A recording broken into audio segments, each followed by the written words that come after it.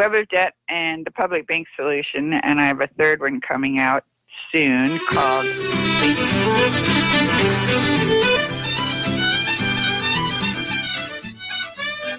And good morning and welcome to Richmond Business Babes. I'm Sarah Louise, your producer for the show, and I'm sitting here with Lisa Linnell, who is our host. And in the background, a little bit of Irish music because today we're having an early St. Patty's Day celebration. Top of the morning to you. Top of the morning, although I've heard that that's not what people say in Ireland, but oh well. I wouldn't know, my darling. We All say right. it here in Midlothian. You are tuned into WRWK 93.9 FM, the Work FM, licensed to Midlothian. And we'd like to announce our underwriter for the month. And the station is made possible in part by support of local businesses like Affordable Home Inspection. Affordable Home Inspection is progressive and donates to local worthy causes like this station. You can reach Affordable Home Inspection at 804-221-2602. Email is Rowan, R-O-W-A-N, 1930 at comcast.net. And the website is Affordable Home Inspec. That's without the T on the end, .com. AffordableHomeInspect.com. And again, the phone number is 804-221-2602.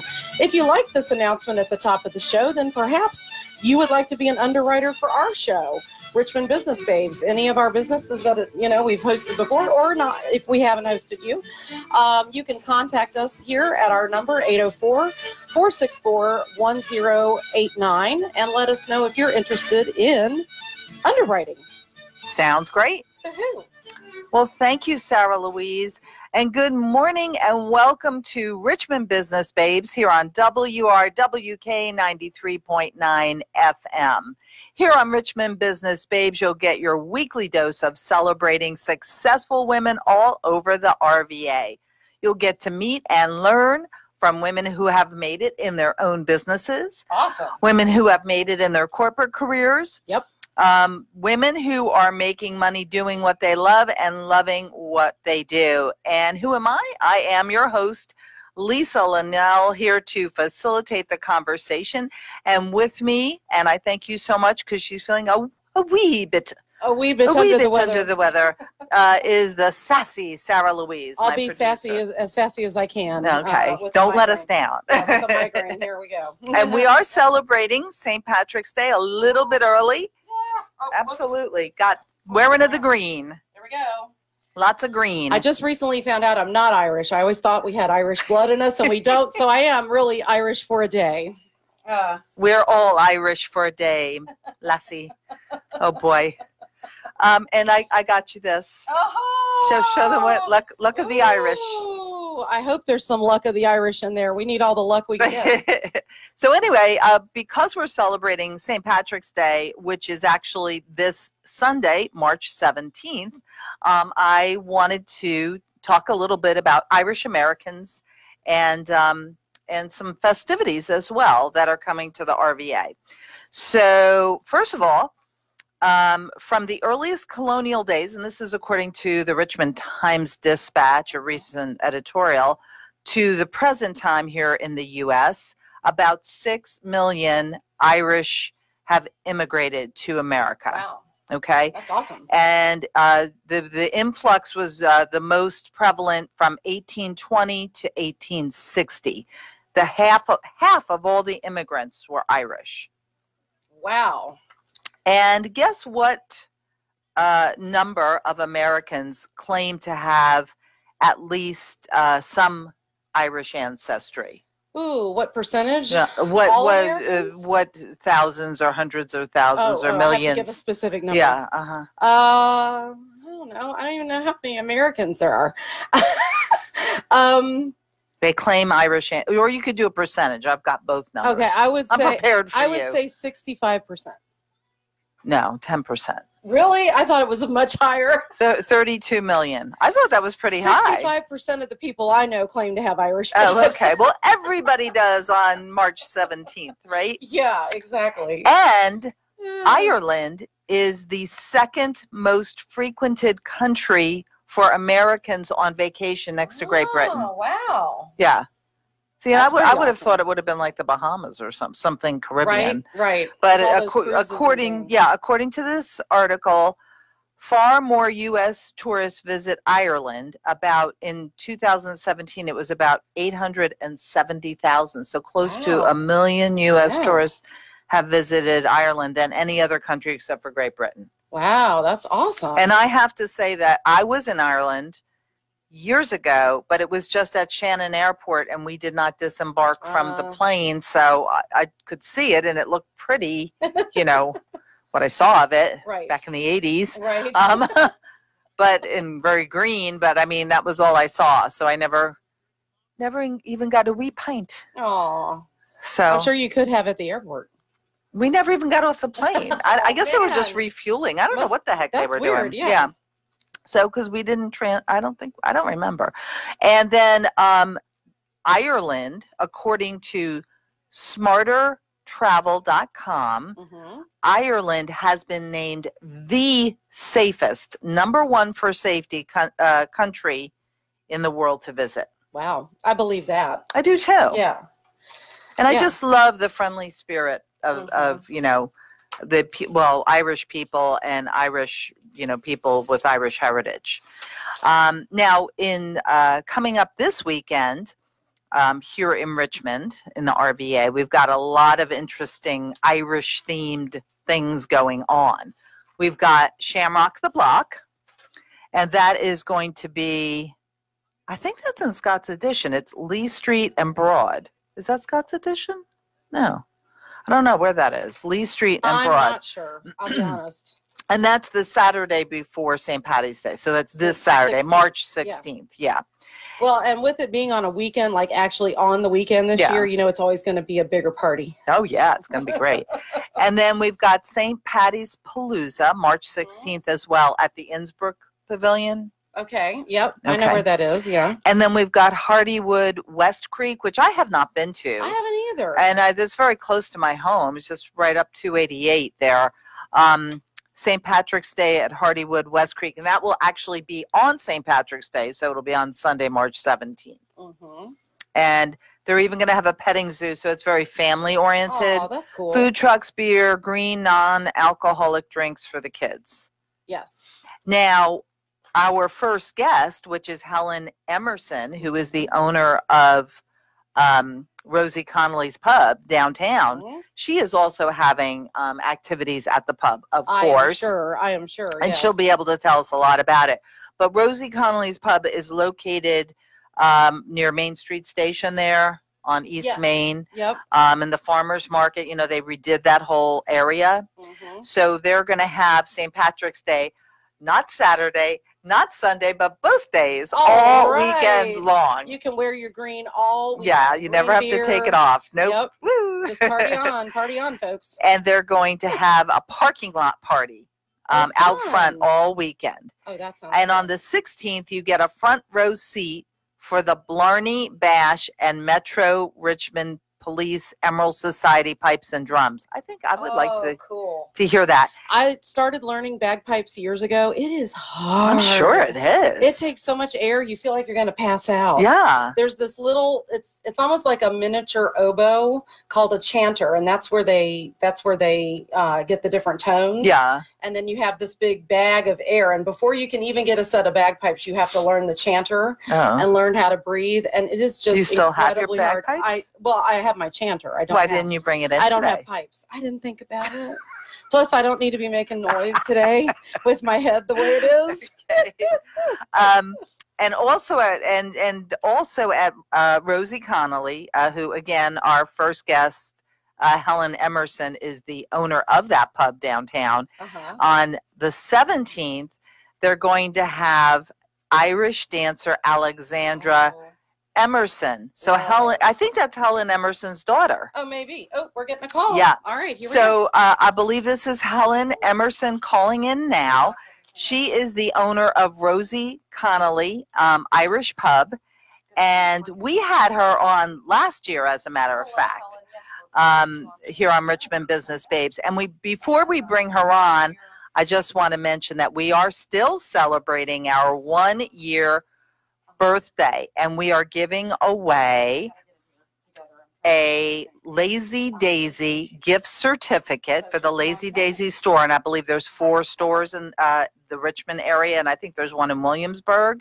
It's a $50 Lazy Daisy gift card. We are giving it away. Just email us to enter to win, free of charge, of course.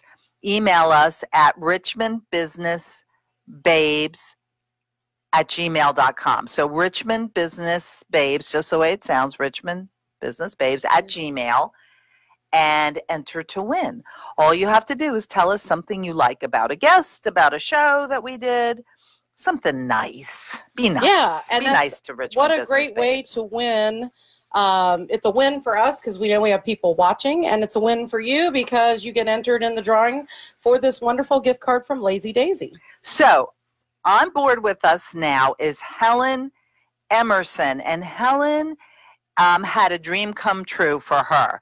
She came to America. She worked as a waitress, and she worked her way up to pub owner. And she is, I believe, co-owner with her dad, I believe it is, of Rosie Connolly Irish Pub. And if you go on her website, she gives a little story about Rosie Connolly. It's like an Irish tale, you know, how she wanted to start a pub, and she went to Liverpool, England, to start the pub, and that didn't work. And her grandson, Tommy Golding, came to the U.S. and opened up, you know, in Chaco Bottom there, East Main. Yep. And then guess what happened? Gaston came. Oh no. And flooded everything. And we're going to pick up there. Okay. Hello, Helen Emerson. Welcome to Richmond Business Babes. Hi, how are you? I am so happy to have you back. I'm doing great. And it's been a year. It's been just about a year. It and I'm went by fast. so happy that you're back with a bit of business luck.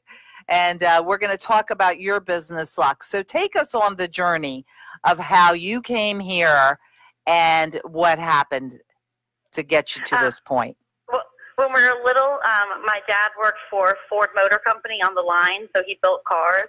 And in the north of England in the 80s, there was not a lot of jobs, and his sister lived in Dublin, and there was not a lot of jobs in Ireland, too. So he put in for green cards, and our applications got lost. So it took us 5 years for our green cards to come through. And it just so happened that my parents were selling our house in Liverpool, and the house that my mother wanted, the foundation was sinking, and our house had already sold. So we were going to move in with her sister, and my dad checked the mailbox that day, and the green cards had come through. And so 2 weeks later, we were on a plane to America, and here we are. Wow, that's a great story. And I don't know if you recall, but I just feel an affinity toward you because my daughter lived in Liverpool for probably 4 or 5 years. I think I mentioned that on our show last year. And so I love Liverpool. I just love it. It's a great city. Oh, it's fantastic. Then she moved to Manchester, and now she's here in DC. So that's a blessing that she's back. But yeah, no, I love Liverpool, and boy, do they have a terrific pub scene there. they do. So you had a lot of experience. The gentleman that teaches my daughter Irish dancing, he is from Manchester, and he actually just moved over to DC, and so he's living in America now and teaching Irish dance. That's awesome. And is your daughter Alexandra Emerson? That's her, yeah. Yes, I thought so, because when I read the description of the activities for this weekend, I remembered from the previous show that you did say your daughter, you know, was doing Irish dance. And then I think I actually saw her perform, and I know I met you at the St. Patrick's Day Churchill Festival, which is the following week after St. Patrick's Day, I believe. Yeah, that's always a lot of fun, too. Yeah, that's a good one. That's a really good one. So you came to America, and I think you said from last year, if my memory serves me correctly, that your uncle is the proprietor of Penny Lane Pub downtown. That's right. Yep, Terry O'Neill. So he's the one, he became an American citizen, and he sponsored us into the country. Okay. And so let's pick up from there. Now you're in the U.S. What happened?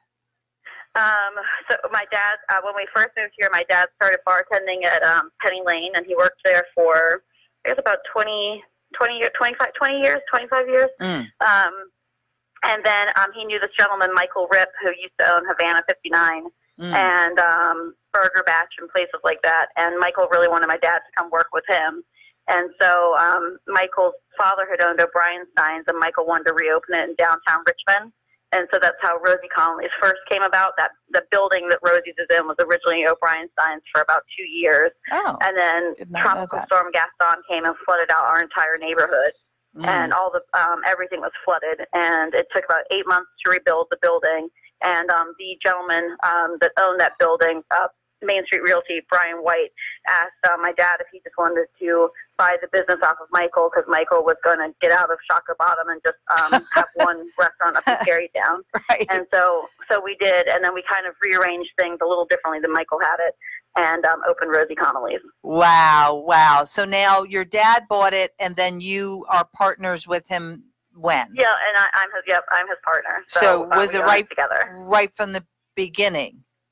Yeah, so originally I waited tables, a lot of spots in Richmond from when I was 18 until I was about 30 when I went into partnership with my dad. But originally I was at Penny Lane, and then Shanae and Banditos. Mm-hmm. So quite a few places. And so when you became partners with your dad, did you have to, financially contribute, or was it in name only, or was it, hey, hun, I'll put up the money, you do all the work? How does that work? I mean, obviously you must have great love for your dad, I'm sure, and obviously work well together. So, was that a discussion that lasted, a week before you got back to the owner who was selling it, or to walk us through that process? So originally when we took it over after Hurricane Gaston, my dad, it was just his. And then I worked there full time, and then I started doing all of the events. And pretty much as my dad got older and wanted to retire, just kind of took over doing everything. So he bartends 2 nights a week, and we had an agreement that I would sign on to all of his paperwork and the lease and be his partner, and then I would do all of kind of the events and all the ordering and all the main work, and then he would,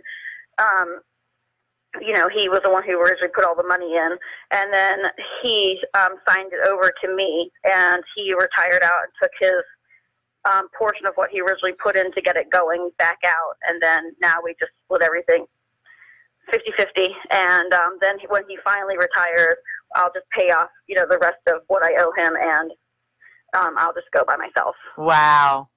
And was there ever a point where you were afraid to do that, to make that decision? And were you married? Are you married now?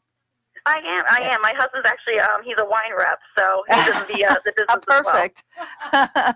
Yeah. That's awesome. You get the big discount. I was never afraid, because it's the only thing I've really ever done was just kind of work in restaurants and bars. Right. So that was a dream come true for you then. Yeah, it definitely is. It's nice working for yourself and not having to kind of, answer to someone else's rules.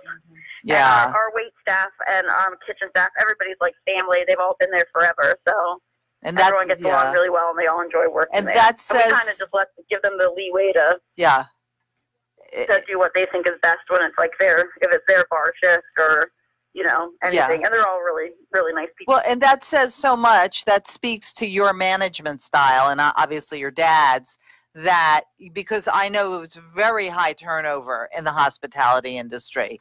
So so that speaks to, the feelings and the respect that they have for you and their desire to be part of it. So that says a lot about you and your dad, I would say.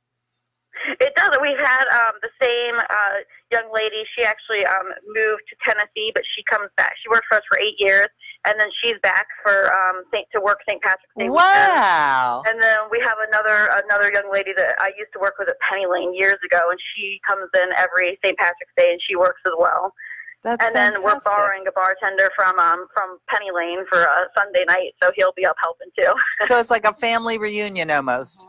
Yeah, we'll all be together. That's wonderful. And now you have your daughter, Alexandra. Do you have any other children? No, just Alexandra, and then I have 3 nieces. Ah, that's nice. That's nice. So has